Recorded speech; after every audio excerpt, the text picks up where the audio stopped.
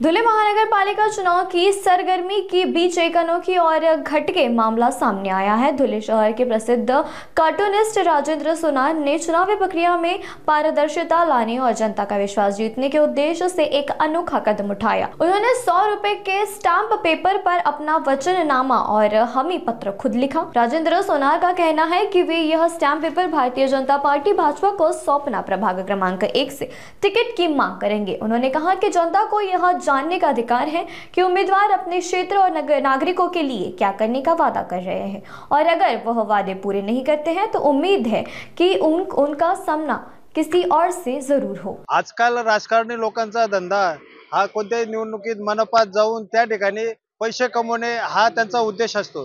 त्यामुळे मी हा स्टॅम्प तयार केलेला आहे की त्या ठिकाणी मी म्हटलेलं आहे की मी महापालिकेत जाऊन एकही ठेका मी स्वतः त्याच्यात सहभागीदार असणार नाही। नंतर माझ्या कोणत्याही नातेवाईकाला मी त्याच्यामध्ये भागीदारी करून त्याला तो ठेका देणार नाही।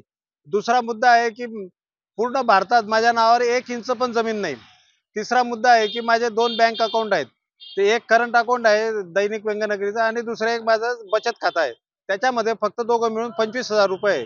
तर 5 वर्षानंतर माझ्या संपत्तीत किंवा इतर काय वाढ झाली हे कोणी बघू शकतं। मी तो लेखाजोखा त्यांच्या समोर मांडणार आहे। त्याच्यानंतर नगरसेवक पद हे सेवेचं पद असतं। त्यामुळे अवैध मार्गाने संपत्ती कमवण्यासाठी मी त्याचा उपयोग करणार नाही। नंतर निवडून आल्यावर 5 वर्षात आपल्या समस्या सोडवण्यासाठी मी त्या नगरसेवक पदाचा उपयोग करेन। आणि शेवटचं जे कलम आहे ते महाराष्ट्र सरकारने लक्षात घेण्यासारखं आहे। 2 वर्षानंतर जर नागरिकांना वाटलं की हा नगरसेवक आपल्या समस्या सोडवण्यात अपयशी ठरला आहे तर त्याला परत बोलवण्यासाठी सरकारने तसा कायदा करावा। यासाठी मी स्वतः सरकारशी पत्रव्यवहार करणार आहे की जर एखादा नगरसेवक काम करण्यात अपयशी ठरला त्या भागातील नागरिकांची जो ओरड असेल तर त्या नगरसेवकाला परत बोलवता आलं पाहिजे। यासाठी मी सरकारकडे प्रयत्न करणार आहे। आपण हा जो